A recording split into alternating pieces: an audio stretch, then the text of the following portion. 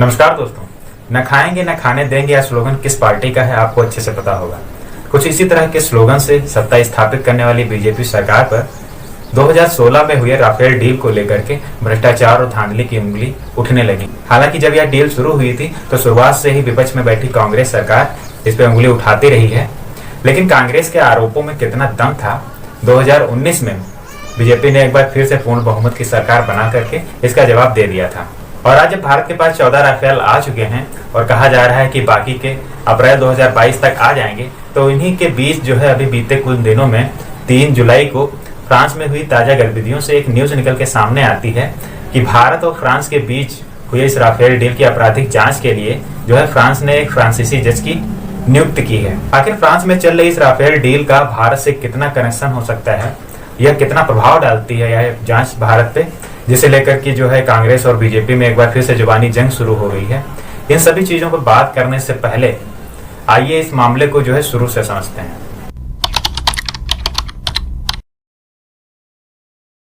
साल 2007 में वायुसेना की ओर से MMRCA मतलब medium multi road combat aircraft खरीदने का जो है प्रस्ताव रखा गया सरकार के पास, जिसमें सरकार ने 126 जो है फाइटर जेट को खरीदने के लिए टेंडर जारी किया।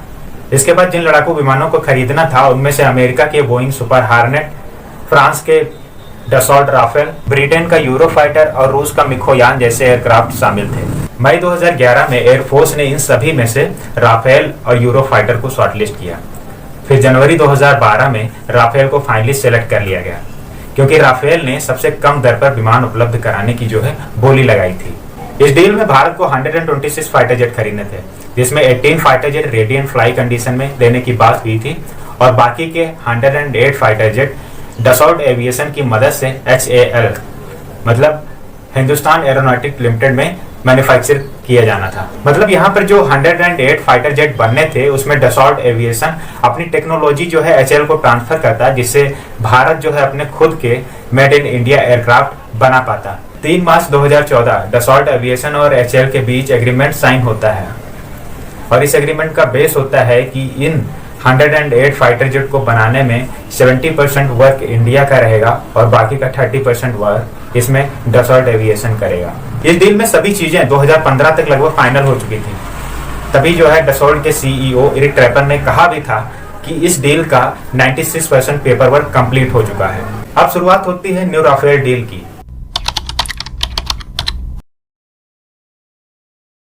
8 अप्रैल 2015 फॉरेन सेक्रेटरी कहते हैं कि डसॉल्ट एविएशन और HAL के बीच जो है नेगोशिएशन चल रही है।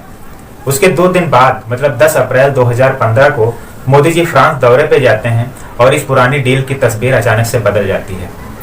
वहां से जो है दोनों देशों फ्रांस और इंडिया का एक जॉइंट स्टेटमेंट इशू होता है, जिसमें 36 राफेल डील फ्लाई कंडीशन में खरीदने की बात रखी जाती है और यहीं से शुरुआत हो जाती है न्यू राफेल डील की। यहाँ पर अपोजिशन सवाल उठाता है कि बिना कैबिनेट और सिक्योरिटी अप्रूवल के यह डील कैसे फाइनल कर ली गई। और एक इंटरेस्टिंग चीज, मोदी जी के फ्रांस दौरे से पहले भारत में 2 कंपनियां बनाई जाती हैं 25 व 28 मार्च 2015 में। पहली कंपनी बनती है रिलायंस डिफेंस सिस्टम और दूसरी बनती है Adani defence system and technology limited. आखिर यहाँ पर ये कंपनियां इस डील में क्या रोल प्ले कर रही हैं और इनकी कितनी जरूरत है, ये इसको समझते हैं। इन कंपनियों का इस डील में रोल बनता है ऑफसेट क्लास रूल की वजह से, शायद जिसके लिए यह कंपनियां अचानक से बनकर तैयार हुई। यह ऑफसेट क्लास रूल सर्वप्रथम मनमोहन सरकार के समय 2005 में रक्षा खरीद प्रक्रिया के DPP के तहत लाया गया था।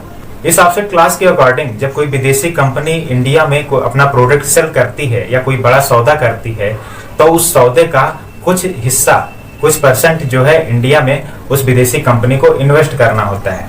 मतलब 126 फाइटर जेट की इस डील में जो 50% ऑफसेट अमाउंट बनता था, उसको इस रूल के अकॉर्डिंग डसॉल्ट एविएशन अपनी मर्जी से यह 50% ऑफसेट अमाउंट भारत में किसी भी डिफेंस कंपनी में लगा सकती है अपनी मर्जी से। जिसके बाद 3 अक्टूबर 2016 को अनिल अंबानी की रिलायंस डिफेंस कंपनी ने डसॉल्ट एविएशन से मिल करके एक जॉइंट वेंचर खोला, जिसको नाम दिया डसॉल्ट रिलायंस एरोस्पेस लिमिटेड। फिर 21 जून 2017 में डसॉल्ट इस 50% वाले ऑफसेट अमाउंट जो कि लगभग 30,000 करोड़ रुपए बनकर तैयार होता है, इसको इस जॉइंट एडवेंचर में जो है इन्वेस्ट करने का सोचती है।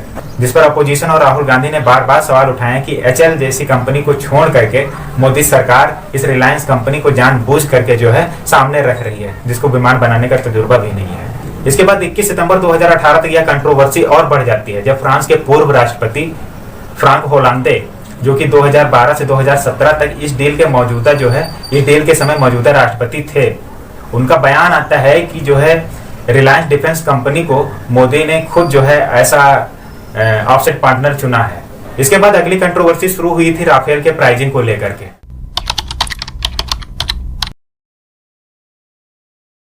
यहाँ पर पहली डील में 126 प्लेन की कॉस्ट को बताया गया था 54,000 करोड़, जिसमें पर प्लेन की कॉस्ट 526 करोड़ रुपए बताया गया था, जो कि कांग्रेस बार बार कहती रही है कि हमने पर प्लेन की कॉस्ट 526 करोड़ रुपए तय किया था। और यहीं पर उस टाइम के मौजूदा डिफेंस मिनिस्टर रेकर ने कहा था कि यहाँ पर ये जो कॉस्ट बनके तैयार होती है 126 प्लेन की, वह 90,000 करोड़ बनके तैयार होती है, जिसमें पर प्लेन की कॉस्ट 714 करोड़ रुपए बनती है, जिसमें टेक्नोलॉजी और इंफ्रास्ट्रक्चर को मिला करके यह कॉस्ट तैयार हुई है। और यहाँ पर अगर नई डील की बात करें तो 36 प्लेन की टोटल कॉस्ट 59,000 करोड़ रुपए बताई गई है, जिसमें पर प्लेन की कॉस्ट 1,638 करोड़ रुपए है। यहाँ पर कांग्रेस कहती है हमने जो कॉस्ट तय की थी उससे यह कॉस्ट 3 टाइम कैसे बढ़ गई है। और अगर यहाँ पर पर्यटक की बात करें, जो उन्होंने जो आंकड़े जारी किए थे इस डील से, तो उससे भी कई ज़्यादा यह कॉस्ट हो जाती है। तो यहाँ पर हमारी सरकार टोटल कॉस्ट बता दे रही थी, पर प्लेन की कॉस्ट बता दे रही थी, और इससे ज़्यादा कुछ नहीं बता रही थी।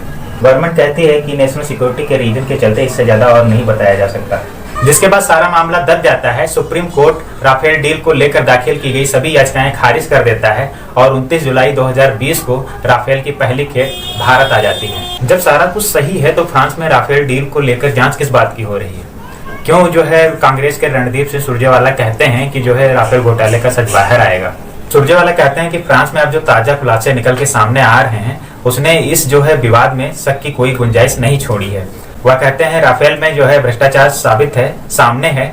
जो राहुल गांधी कहते थे वह बात आज साबित हो गई है। साथ में उन्होंने यह भी कहा कि मोदी सरकार इस विवादित राफेल डील की जेपीसी जांच कराएगा। और उधर राहुल गांधी ने ट्वीट किया, चोर की दाढ़ी में ... अब आइए समझते हैं कि फ्रांस में यह मामला कैसे और किसने हाईलाइट किया। हालांकि पीएनएफ ने शुरुआत में इसकी जांच करने से इनकार कर दिया था। पीएनएफ एक संस्था है फ्रांस की, जैसे इंडिया में सीबीआई सीआईडी आती है, ऐसे वहां भी एक संस्था है पीएनएफ। इसने पहले जो है इसकी जांच करने से इनकार कर दिया था, लेकिन बाद में फ्रांस की एक खोजी वेबसाइट है जिसका नाम है मीडियापार्ट, इसने अपनी पड़ताल की और पीएनएफ पर आरोप लगाया कि पीएनएफ जो है ये छुपा रहा है, इसकी खामियों को, इस डील की खामियों को छुपा रहा है, इस पर जांच नहीं कर रहा है। इसी साल अप्रैल में मीडियापार्ट ने दावा किया था कि यह डील कराने के लिए बिचौलियों को करोड़ों रुपए गुप्त रूप से दिया गया है, जिसमें से कुछ पैसा भारत के अधिकारियों को भी रिश्वत के तौर पर दिया गया था। अब पीएनएफ जब डील की जांच कर रही है तो मीडियापार्ट ने कहा है, हमने तो पहले ही कहा था कि इसमें कुछ गड़बड़ है, कुछ घोटाला, कुछ फ्रॉड हुआ है। मीडियापार्ट की खोजी पत्रकार यान फिलिपीन ने बताया डील की जो है जांच पीएनएफ द्वारा 14 जून को स्टार्ट कर दी गई थी। माना जा रहा है पीएनएफ ने मीडियापार्ट द्वारा अप्रैल 2021 में सिलसिलेवार ढंग से छापी गई खोजी रिपोर्टों के दबाव में आकर ही जांच शुरू की है। मीडियापार्ट ने जब बार बार यह मुद्दा अपनी रिपोर्ट में उठाया तो फ्रांस में आर्थिक अपराधों में विशेषज्ञता रखने वाली एक एनजीओ है जिसका नाम है शेरपा, इसने जो है इस डील के खिलाफ आधिकारिक शिकायत दर्ज कराई थी, जिसके बाद एक मजिस्ट्रेट को इस डील की जांच के लिए नियुक्त किया गया है। शेरपा ने इससे पहले भी 2018 में जांच की मांग की थी, पर पीएनएफ ने इसमें कोई कदम नहीं उठाया था। अपनी पहली शिकायत में यह एनजीओ कहता है कि इन दोनों की पार्टनरशिप में, डसॉल्ट और रिलायंस की पार्टनरशिप में जो है बिचौलियों ने रुपए खींचे हैं फ्रांस को ज्यादा फायदा पहुंचाने के लिए।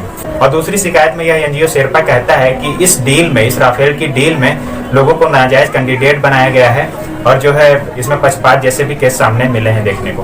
तो इस राफेल की विवादित डील में फ्रांस ने भारत को सस्ते राफेल बेचे हैं या महंगे राफेल बेचे हैं, और इसमें बिचौलिया कौन है, ब्रोकर्स या मिडिलमैन इसमें कौन है, इसकी जांच शुरू हो चुकी है।